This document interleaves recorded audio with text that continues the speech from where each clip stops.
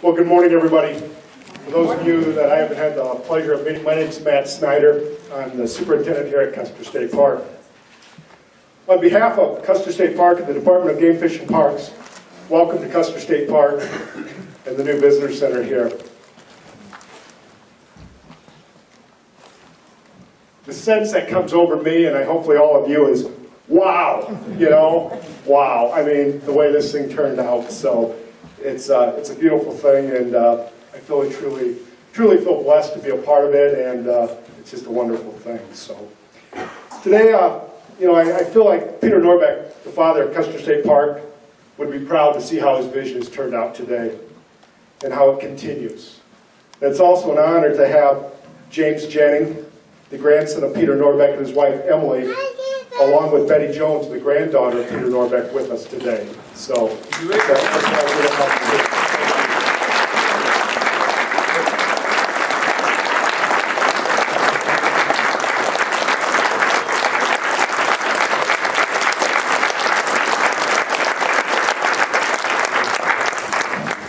we surely hope that your grandfather would think the same thing we do, that he would be proud of his vision and how we're carrying this out and continue to. So it's just a great day. So from the humble resources we started with as a state park in 1919, we are now able to offer visitors an amazing experience through this new visitor center that will entice visitors to get out to explore and discover Custer State Park and create lasting memories.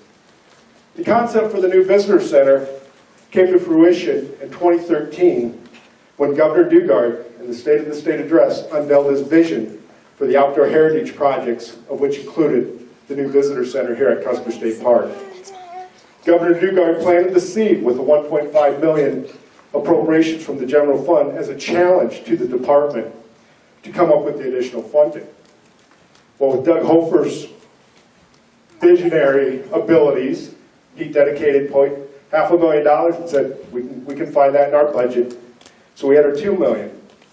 So then the Division of Parks and Recreation approached the South Dakota Parks and Wildlife Foundation with the challenge to raise $1 million. Well, if any of you guys know, and many of you do, Dick and Sue Brown, wait a minute, that's not enough money. We need more than that to build a visitor center in Custer State Park. So Dick and Sue very well took on that challenge and raised a lot of money, as you guys are aware. So, our goal at the start was to create a world-class visitors center and theater that will create memories for the visitors visiting Custer State Park and the Black Hills, and give them a reason to be inspired to stay longer or return trips in the future. With Dick and Sue Brown's relentless in their efforts and set an even higher goal, like I mentioned, and through the generosity of all of our donors. Several of you guys are here today, which is very much appreciated. We can sit almost a year later from groundbreaking in that world-class theater, this world-class visitor center that trumps any national park out there. I mean, I'm biased, I know, but that's my feeling. So I don't think any of them are here to dispute me today. So, with that, I would be remiss if I didn't acknowledge and thank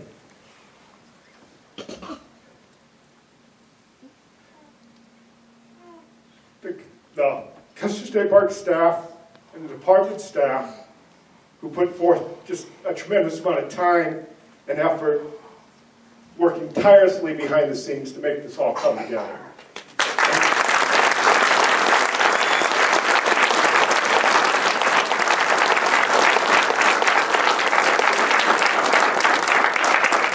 I've been known to say that I'm kind of like an orchestra director. I just wave my arms around and everything happens around me, And they make the beautiful music, not I. I just try and look important, they tell me. But with that, at the end of it, with everything else, I can't say enough how it showcases Custer State Park, this new center. The location, the design, everything that was developed, it's just great. And a huge thank you to all the contributors and everybody that has had a hand in this. So with that, it is my pleasure to introduce a leader, a visionary, and our Honorable Governor, Dennis Dugard.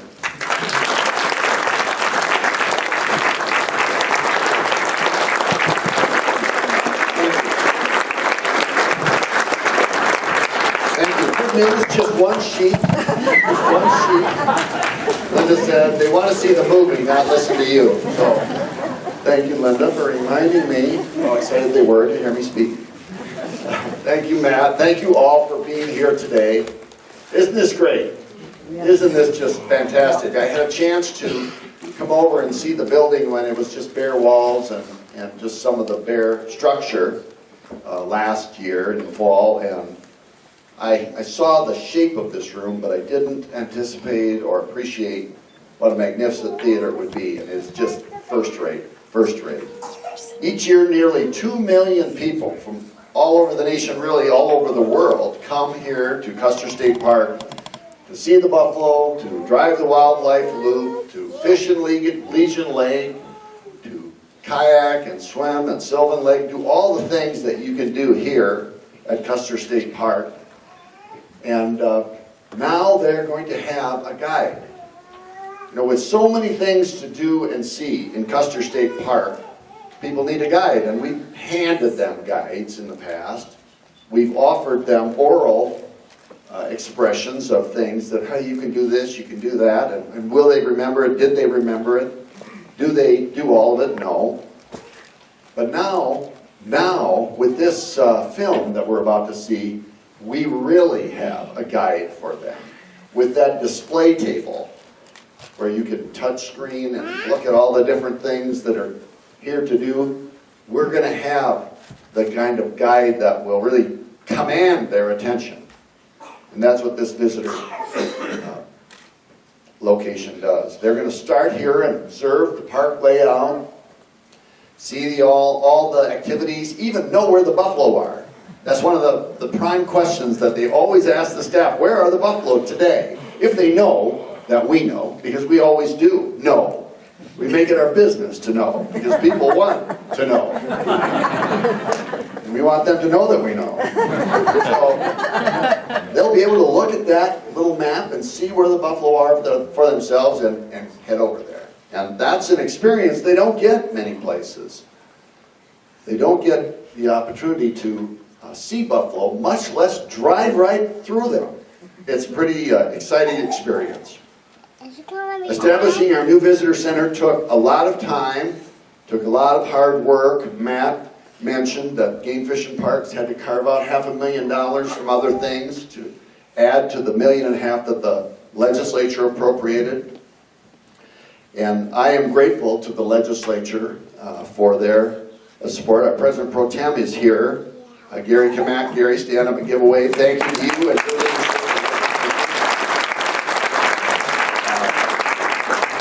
And then, so many of you took our hope of securing $1 million and turned it into so much more. Many of you here gave very generously of your treasure and your time, and because of your generosity, not just $1 million, but $3.5 million was added to the money that the state put together. And I'm grateful to all of you who gave that way so generously. Let's give those donors a round of applause for their generosity.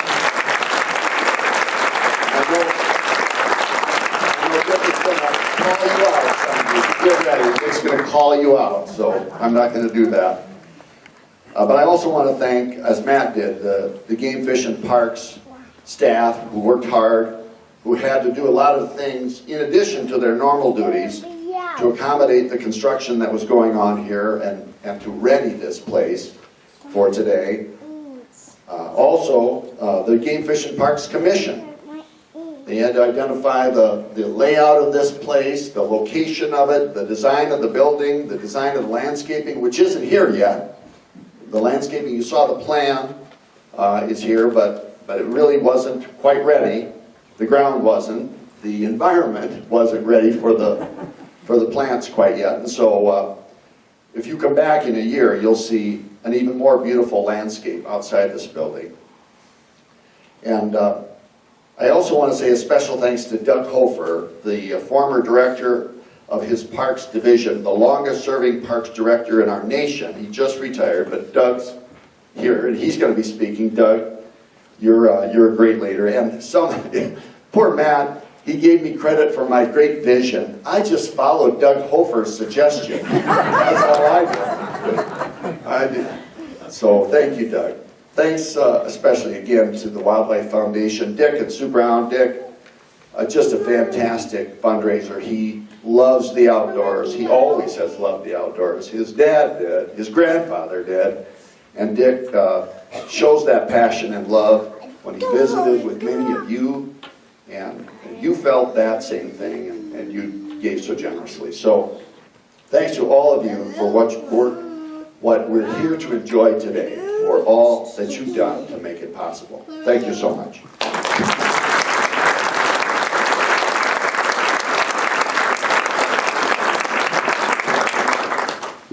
Thank you, Governor. Now we'll ask Dick Brown, the Development Director for the South Dakota Parks and Wildlife Foundation, to say a few words. So it's going to be a toss-up. We kind of have an ongoing bet going, who's going to be quicker, Dick or Doug? So we'll see. Thank you. Thank you, Governor. First Lady Linda Schmidt-Dugard. 3 pages, bigger type. Thanks, Matt. You know, the foundation, the South Dakota Parks and Wildlife Foundation role is a joyful one. We perpetuate, conserve, and enhance South Dakota's wildlife resources, parks, recreational opportunities for the benefit, enjoyment of the people of this state, and as commissioners know, and legislators know, our visitors, a big part of this state. For this project, we brought people and organizations with a love of the outdoors in Custer State Park together with a compelling project. This world-class center, visitor center and theater, would not exist today without the extraordinary generosity of a dozen private donors, including 3 $1 million donors.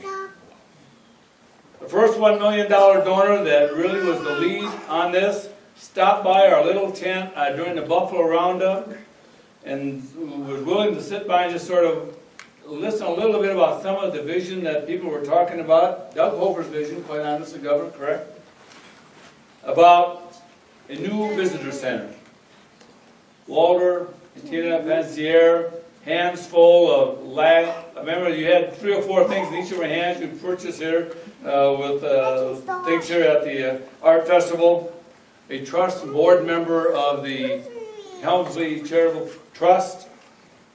His wife and family were there, and along with her colleague, the regional director and the regional staff are here today, Shelley Stingley, who has a relationship with Jeff Stingley, a past secretary of the Department of Game, Fish, and Parks.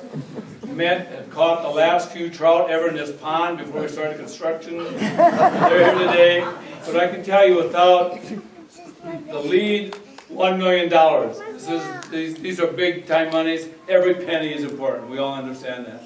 But someone has to take the lead to make it go and give people like me, who get the credit for using other people's money, and congratulations on a great facility, the credit. And not only has the Helmsley Foundation been involved in this project and other statewide projects in another part of the state, they're involved in a broad range of rural medicine things that all of you should be aware of.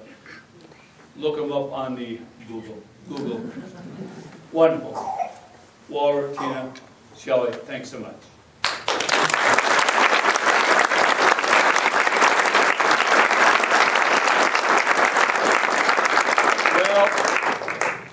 If you live long enough, you do have a few connections around the state, but with that story to go to the next individual, and we had a number of wonderful supporters in the process, we have received a second $1 million grant from the James and Eloise Elman Foundation out of Sioux Falls. Eloise, unfortunately, and Richard are not able to be here. He said if you could just wait till we do our cabbing down there by Oral, we'll be fine, but they weren't able to be here. They have been very strong supporters, not only of this particular project, as wonderful as it is, but also of Good Earth State Park at Blood Run in the eastern. The Mickelson Trail, you'll see the Elman name there has been involved with the enhancing of the Mickelson Trail, then in our eventual extension of the Mickelson Trail to Mount Rushmore. So we thank them for their help. Another individual that has been just phenomenally supportive and has the best sense of humor I've ever seen for a non-Del Rapids, South Dakota guy. Lloyd and Beverly Gerhardson Paulson was Philanthropist of the Year, living out of state for South Dakota 2 years ago. Contributed and kept us in great humor as he so humbly accepted our gracious thanks for providing, along with his son, Bob Paulson, who is involved with the Nature Conservancy. He'll probably want to talk to many of you today before you leave. But Paul, Lloyd, thank you. With your experience and original partnership with Shields, using that relationship with the love of the outdoors as a corporation, with Steve and the family that you were one of the original partners, to help us build this legacy historic building is just phenomenal. We deeply appreciate that you're here. And I know the governor, from your previous remarks, but this is an inside joke for those that were there, is happy that you did catch a plane ride back to North Dakota and Minnesota from before, because we did get you down here, but you did get back home okay. Would you please give it up for a wonderful gentleman?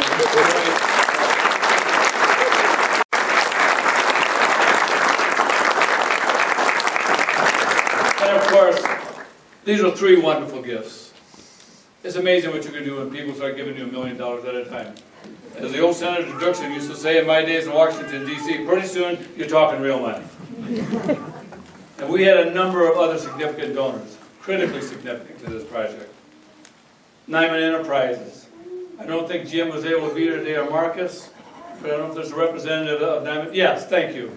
Thank you for being here. He's been a very strong supporter of charitable things across South Dakota, and particularly up in the Northwest. And I told Jim at a recent going-away party for Bob Zine, who supervises the National Forest, we're going to be visiting again about Spearfish Canyon and the potential state park there. And so don't leave town. He said, please come and see us. Thank you for your help. The Ramcota companies, I know Dave Sweetser and Josh Schmaltz. I can't say enough about that overall organization. I've known them for over 40 years, going back to my days in Sioux Falls. Wonderful contributors to this. The concept of what you've done in this park with the bonding and additional dollars above and beyond what the state has done has been phenomenal. Josh is always willing to provide free coffee, free cookies, free food when I ask him. I asked him twice. He said 3 times might be it. Thanks to you.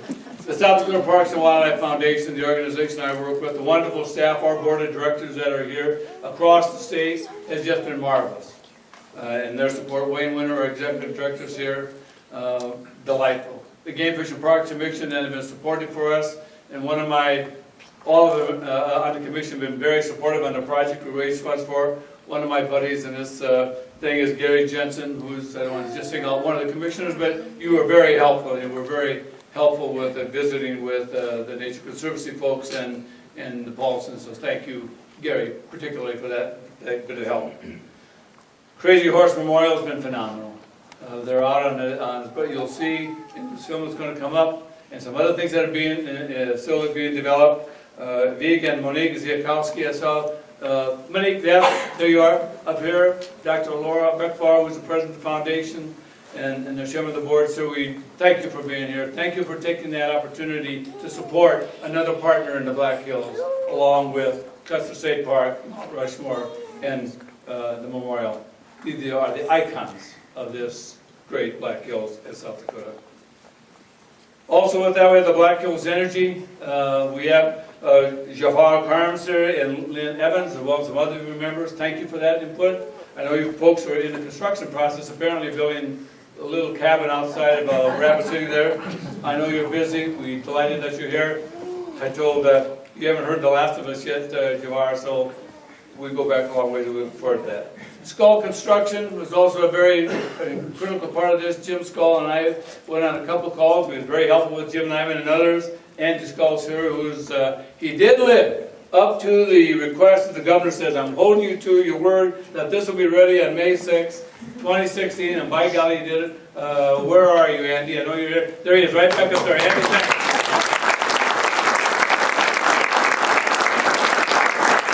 Nick Form and Tom Palm has just been phenomenal.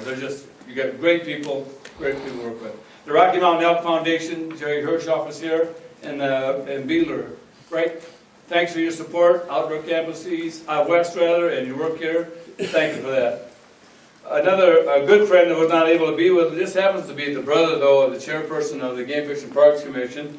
At one time, Kathy used to go by Gary, and then Gary, now Peterson.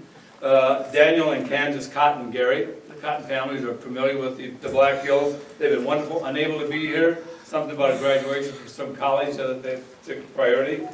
We really do appreciate that.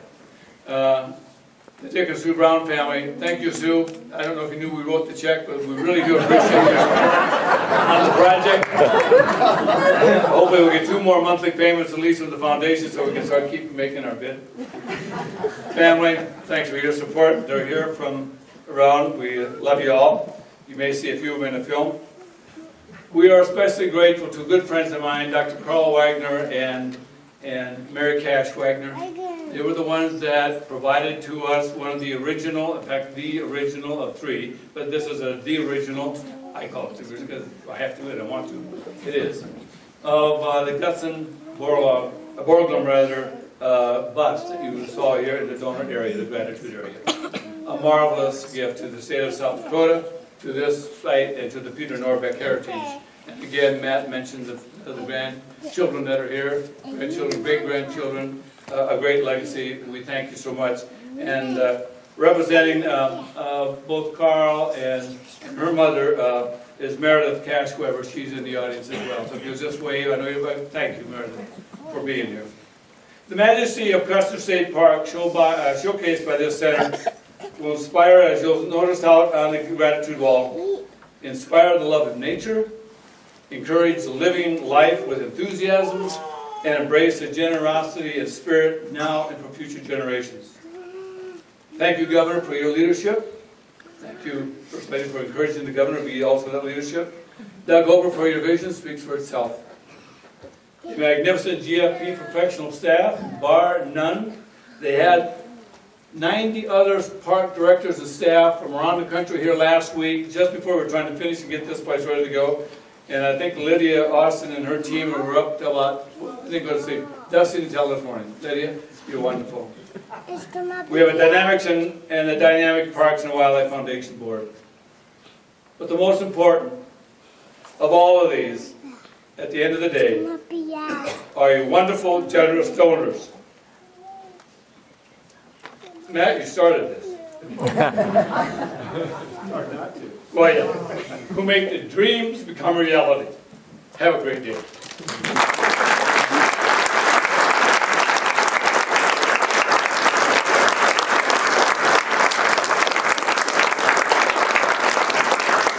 Thanks, Dick. Along with the South Dakota Parks and Foundation, I mean, we could have done this without you, so thank you very much. Now we'd like to ask Kathy Peterson, our current chair of the Game Fish and Parks Commission, to come up and say a few words. Good morning. On behalf of the Game Fish and Parks Commissioners, I want to welcome you today. We want to thank each one of you here. Without the help and contributions from each of you, this beautiful visitor center would not have happened. A special thanks to Governor Dugard and the legislature for their vision and support of this project. And thank you to all the donors who gave to make this possible. With the work of so many, through the Parks and Wildlife Foundation and Dick Brown, and Doug, Matt, Kelly, and the Game Fish and Park staff, and Gary that was from our commission helping this building. To work on this, we have a wonderful visitor center. So many of us have been blessed throughout our lives to be able to travel to this beautiful destination and make treasured memories. With this new building, this can continue on for everyone, for many generations. So thank you all so much.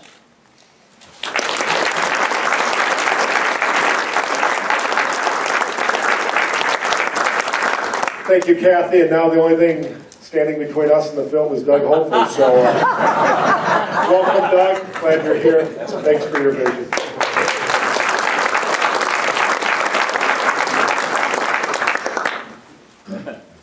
Wow, this is quite a day and quite a gathering. I look around and everybody in the audience is familiar and I know just how hard each one of you have worked and everything you've done to make this day a reality. And I'm overwhelmed now. My number one goal here is not to get emotional like some of the other folks have here. So I'm going to work really hard at that, but you know, how cool is this?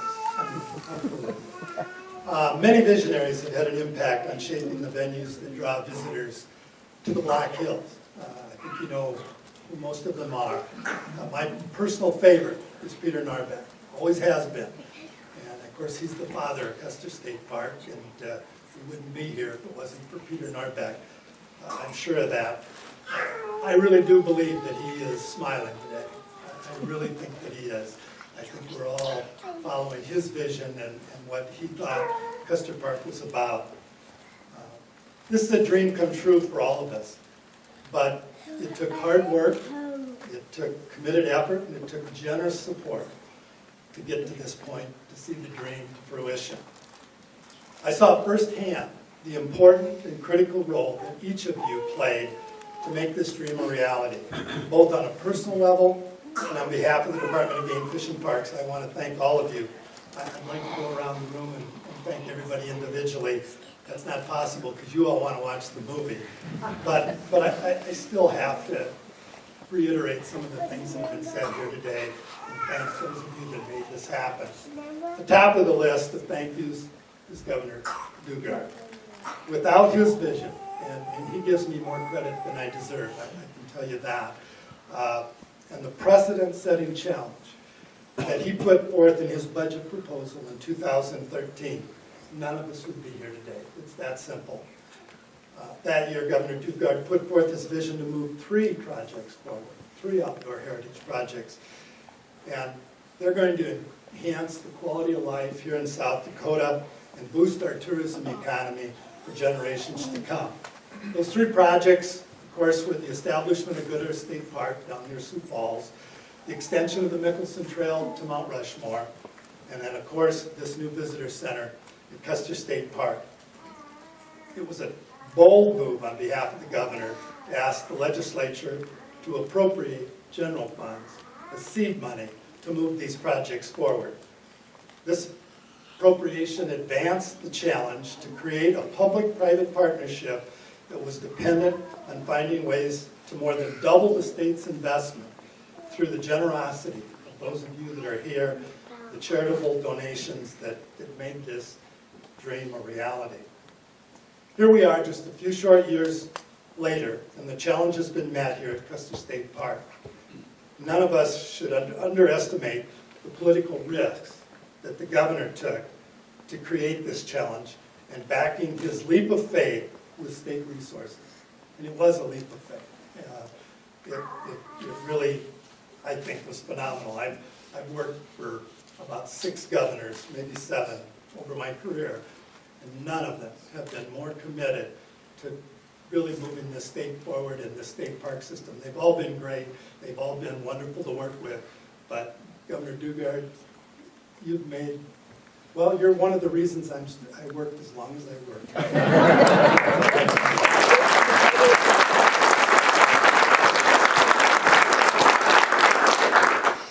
But Governor Dugard would be, I think, one of the first to recognize that it took a huge number of people and their talents and resources to make this project a reality, and all of you deserve credit and a huge thank you. I have to go through some of these that are really, really important to all of this. We need to thank the legislature for nearly unanimous support of the state appropriation that initiated the public-private partnership. The same can be said for the Game Fish and Parks Commission that supported additional state funding from Game Fish and Parks. These 2 decision-making bodies stepped up and provided their support throughout the process. This project was blessed with a terrific team of designers and contractors. And I'd like to recognize them for their outstanding contribution. The architect for this project was Donovan Broberg. I think Donovan is sitting somewhere close by. Donovan, where are you hiding?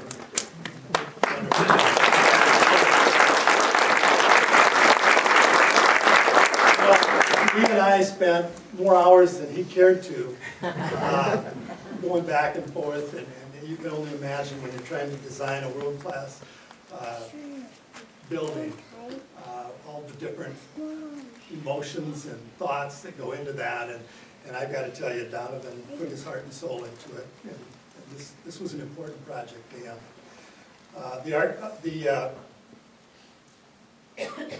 The exhibit designer and exhibit fabricator that for all the exhibits you saw was Split Rock Studios. There's several representatives of Split Rock Studios here, and they did a marvelous job. The software designer for the exhibits was Second Story from Portland, Oregon, and they are going to make these exhibits really come alive.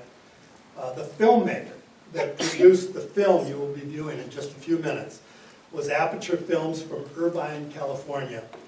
They have produced films for other world-class attractions such as Utah Beach in Normandy, France, the USS Arizona Memorial at Pearl Harbor, Grand Canyon National Park, and 40-plus other national parks around the country. And they did not disappoint. I think you're going to be impressed with what you're going to see in a few minutes. Haggerty's here in Rapid City provided and installed the theater equipment, the sound system, and the projectors. Our contractor at Risk was responsible for building the project with Skull Construction. They did a fantastic job keeping people on task and getting the job done. There were many, many local contractors that worked on this project. I think there's a list of all of them out in the entryway, and I want you to take a look at that. They all deserve a ton of credit for building and designing a quality product within budget. That's pretty important. Delivering on time. It just doesn't get any better than that when you're working with engineers and architects and contractors and subs and all of that. And we're so appreciative of that. Andy, you and Donovan did a great job of pulling this all together. We really appreciate it.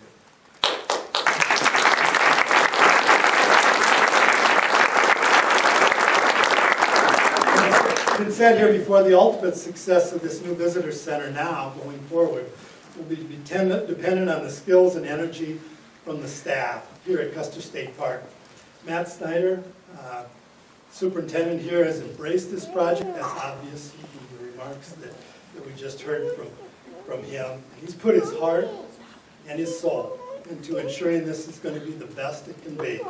Lydia Austin, Lydia's hiding back there. We hired her. Step out here, Lydia. She's upstairs waiting for She's the play. busy. Anyway, Lydia was hired about a year ago to manage this facility, and she came with some great credentials. She's developed her own outstanding vision for operating this facility, and I'm convinced that when the visitors start to come through that door, that they're really going to get the service and the help and the answers to their questions that are so important to everything that this facility stands for. I'm confident their passion for the new venue and the outstanding staff here at Custer State Park will ensure its long-term success and inspire visitors to spend more time exploring Custer State Park, because after all, that's what it's all about. The Parks and Wildlife Foundation exhibited a tremendous amount of courage and commitment to take on the challenge of raising over $3.5 million for this $6 million project. I know Spencer Holly is here. Spencer was president of the board at one point while we were going through this process, and there's many other board members, I think, here as well from the foundation. The foundation put its faith in the excitement this facility would generate and their ability to find donors willing to support the project. And I guess with that, I would be so remiss not to mention and single out this foundation's development director, Dick Brown.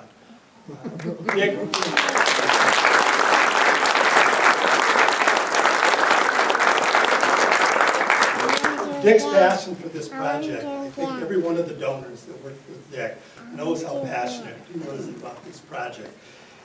He's one of the best salesmen I know. And he has an uncanny ability to match up the exciting opportunity here with individuals who shared the vision and were willing to help to make it happen.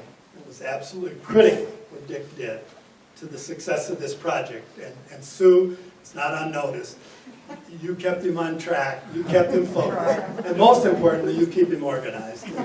So Dick and Sue, thanks again. You guys were just terrific.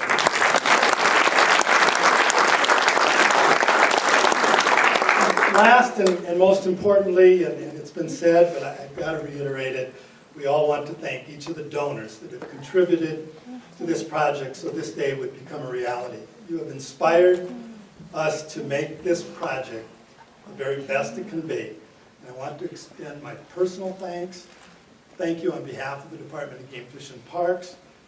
And thank you on behalf of everyone that is here today and will be here in the future for sharing your resources and playing such a critical role in completing the facility. You have each adopted Peter Norbeck's vision for CSP, and your contributions will inspire visitors to Custer Park not only today, but for generations to come, to explore and enjoy what I believe and I know in my heart is one of America's most magnificent parks.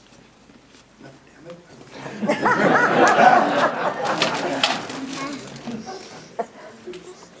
None of us could have accomplished this dream alone, but as a team of committed individuals, you'll all have much to be proud of. Thank you for sharing your talents and your treasures. I can't tell you how much it means to all of us and how much we appreciate everything that every one of you in the room has done to make this reality. Now we're going to watch the movie. That's what we're all here for. This is really the focal point of this new visitor center. Clap when you recognize who the when you think you recognize who's narrating this movie, and let's get after it. This is going to be fun. Thank you.